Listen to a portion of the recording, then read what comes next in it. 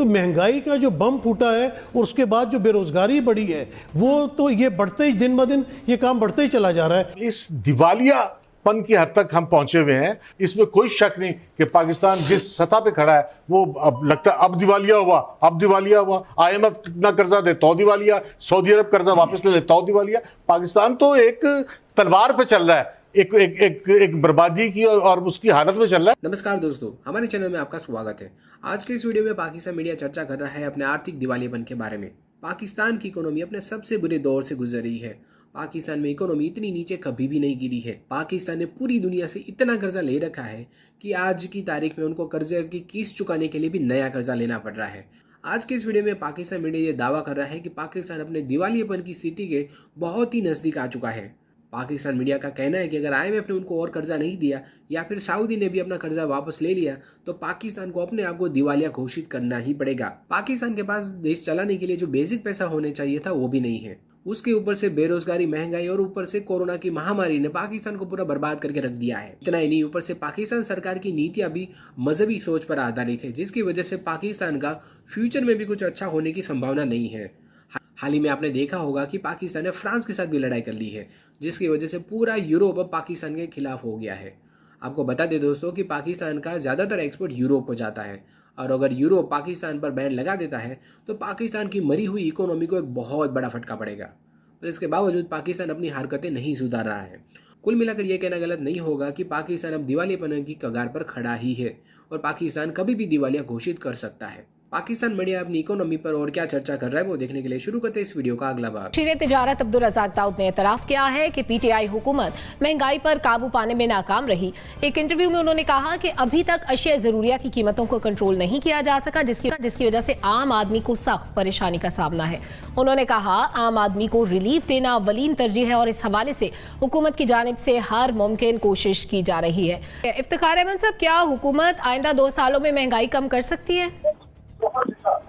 मेरा नहीं ख्याल कि कर सकती है, सवाल ही नहीं पैदा होता। उसकी वजह सिंपल सी है कि जब आपकी इन्फ्लेशन आज 11% के करीब वेलबन इन्फ्लेशन है, तो जो 100 रुपए आपकी जेब में आ जाए उसमें 11 रुपए तो चले गए ना बाहर। तो फिर क्या आपने खरीदना है? मुझे बताएं कि सुरख मिर्चें ले लें, आप तंदूरी रोटी ले लें, आप गोश्त ले लें, आप दाल चना ले लें, आप दाल मसूर ले लें, आप घी ले लें, आप कोई चीज नेम एनीथिंग और कंपैरिजन उसको कर ले 3 साल पहले की कीमतों से। ये हमारा सारा का सारा निजाम चलाना चाहता है। मेरा प्राइम मिनिस्टर बड़ा खुश होता है कि बाहर से जो पाकिस्तानी वहाँ पे मुलाजमत करते हैं या मेहनत करते हैं वो पैसे यहाँ पे भेज रहे हैं। उनके पास रास्ते कम होते जा रहे हैं क्योंकि हुंडी का कारोबार ऐसा सा दुनिया में स्क्वीज हो रहा है। तो क्या हम उनके ही पैसों पे सारी इकोनॉमी को चलाते रहेंगे? क्या हम इस पे बड़े खुश होते रहेंगे? ये जो बाकी जो इशारे हैं जो होते हैं एग्रीकल्चर के अंदर है, जो इंडस्ट्री के अंदर है, जो छोटी इंडस्ट्री के अंदर है, इस पे कोई गौर नहीं करेगा। ये बहुत लंबी डिबेट है। मैं आपका सवाल है, महंगाई बहुत बढ़ गई है, बहुत बढ़ गई। नसीम सिद्दीकी साहब मुख्तसरन। सलमा, आप देखें कि जब इमरान खान साहब कंटेनर पे खड़े होते थे तो वो हमें पाकिस्तान की बुराइयां बताते थे कि पीपल्स पार्टी ने ये कर दिया, नून लीग ने ये करप्शन की, इस तरह मुल्क तबाह होता है, इस तरह पैसे जो है वो बाहर चले जाते हैं। तो हम सब ये सोचते थे कि जब ये हुकूमत में आएंगे तो तमाम मामला दुरुस्त होना शुरू हो जाएंगे, क्योंकि हमारे दिल की भी वही आवाज़ थी जो इमरान खान साहब की थी। लेकिन जब से इनकी गवर्नमेंट आई है, अच्छा आम आदमी को जो है ना, मुझे इन्फ्लेशन रेट, शायद मैं थोड़ा सा पढ़ा लिखा हूँ लेकिन इतना इसमें मैं नहीं जाता कि GDP के फला, मैं तो ये देखता हूँ कि यार जो मुझे तनख्वाह मिल रही है क्या उसमें मेरा गुजारा हो रहा है कि नहीं हो रहा है। छोटी छोटी चीज़ें होती हैं। तो महंगाई का जो बम फूटा है और उसके बाद जो बेरोजगारी बढ़ी है वो तो ये बढ़ते ही दिन ब दिन ये काम बढ़ते ही चला जा रहा है इस गवर्नमेंट के अंदर। ना वो नौकरियां मिल रही हैं और महंगाई ने तो आम आदमी को बहुत तंग किया हुआ है। ठीक है सुरवर्दी साहब। मुझे तो कोई ख़ास समझ नहीं आई है क्योंकि मैं ये इतने दादो शुमार का गोरख धंधा नहीं समझता, लेकिन मुझे ये समझ नहीं आ रही कि मुर्गी ने जो अंडा देना शुरू किया वो भी डॉलर्स में देना शुरू कर दिया, दरख्तों से जो लीमू उतर रहे हैं वो भी डॉलर्स में उतर रहे हैं। और मेरा मतलब है कि जो आम हमारे मुल्क के अंदर इंडिजिनस जो चीज़ें यहाँ पैदा हो रही हैं, यहाँ बन रही हैं, उनकी कीमतों में इस कदर इजाफा समझ नहीं आ रही। मुर्गी के गोश्त की कीमत में इजाफा, दवाइयों की कीमतों में इजाफा। इस हुकूमत ने पिछले 3 साल में एक भी चीज़ की कीमत पर कोई control, rate of the government का बहुत बड़ा मसला है। मतलब जब लॉकडाउन शुरू हुआ तो जो डब्बे का दूध था उसकी कीमत ऐसे ही बढ़ गई, क्योंकि लोगों ने खुला दूध लेना बंद कर दिया कोरोना के खौफ से, तो डब्बे का दूध ज़्यादा बिकना शुरू हो गया, उन्होंने उसकी कीमत 20 रुपये बढ़ा दी।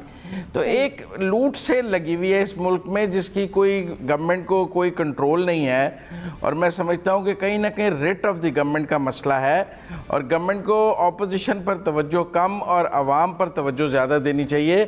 ऑपोजिशन के ऊपर सख्ती कम और आवाम के लिए जो ये लूट सेल लगी हुई है इन पर सख्ती ज़्यादा करनी चाहिए, तो महंगाई कंट्रोल हो सकेगी। इस वक्त महंगाई को काबू करना बहुत मुश्किल हो गया है। ब्रिगेडियर साहब, आज शौकत तरीन साहब ने बिजली महंगी मजीद करने से इनकार कर दिया है। क्या इसको हम मुस्बत पेशरफ समझें या हम ये समझें कि अगर शौकत तरीन साहब आ गए हैं तो महंगाई का ग्राफ कुछ नीचे आ सकता है? देखिए, आपका इन्फ्लेशन पिछले साल को 6.74% था, अब ये जो है कोई 10.74% है। इंक्रीज क्यों आई है? दो चीजें होती हैं, एक तो होते हैं आपके जो मॉनेटरी फैक्टर्स होते हैं वो प्ले करते हैं, और दूसरा जो आपका कंज्यूमर प्राइस इंडेक्स जो है वो जिस तरह चल रहा होता है वो डिटरमिन करता है कि आपकी इन्फ्लेशन कहाँ जाएगी, और वो रिलेटेड होती है वो कर्जे जो आप ले रहे थे और कर्जों पे जो ऊपर जो कदम लगाई थी, जैसे आपने पहली बार अभी बात की कि बिजली के रेट बढ़ा रहे हैं, पेट्रोल के रेट बढ़ते हैं, जब ये तमाम चीजें सिर्फ प्राइस जो होती है वो इसलिए नहीं बढ़ती कि प्रोडक्शन प्राइस ज्यादा है, प्राइस इसलिए भी फिर बढ़ जाती है कि जो उसकी कम्युनिकेशन है, जो उसकी सप्लाई है, सप्लाई चेन जब डिफेक्ट होती है तो उसके जरिए भी प्राइस बढ़ जाती है। अब इन्फ्लेशन के हिसाब से अगर मॉनेटरी फैक्टर शौकत तरीन साहब कंट्रोल कर लेंगे तो उससे रिलेटेड चीजें जो है जो बाकी मिनिस्ट्रीज ने करनी है, जिसका उनसे लिंकेज होना है, जो बहुत जरूरी है, क्या वो पॉसिबल होगा? अब इम्पॉसिबल तो कोई चीज नहीं है, लेकिन जिस ऑब्टेनिंग एनवायरमेंट कहते हैं मारूजी हालात में आप रह रहे हैं उसमें तो कोई कंट्रोल नहीं नजर आ रहा ना। रोजाना प्राइसेस बढ़ती है।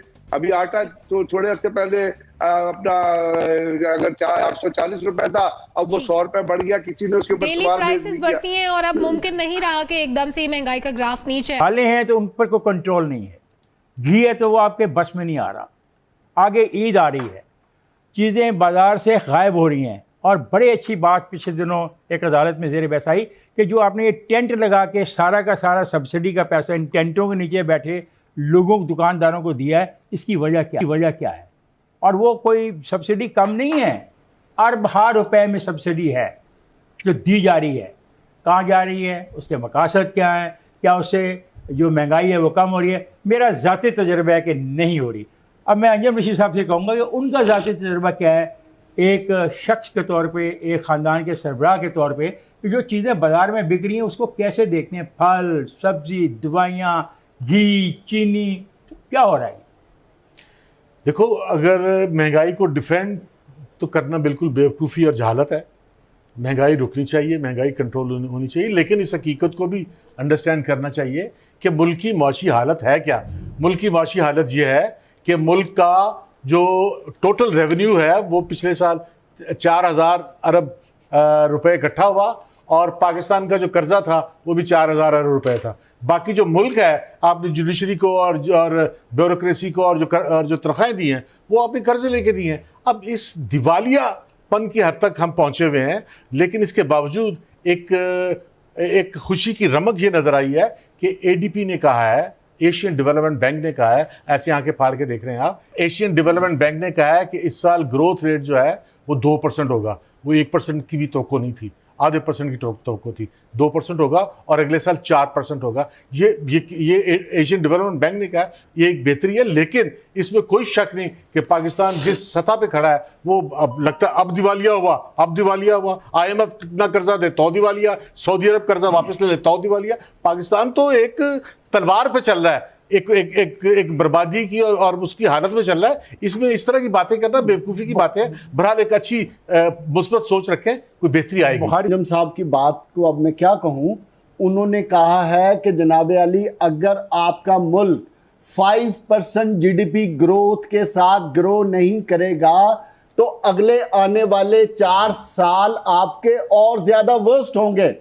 और जहां तक बात बुखारी साहब बात कर रहे थे, मैं बुखारी साहब की बात को सेकंड करूंगा।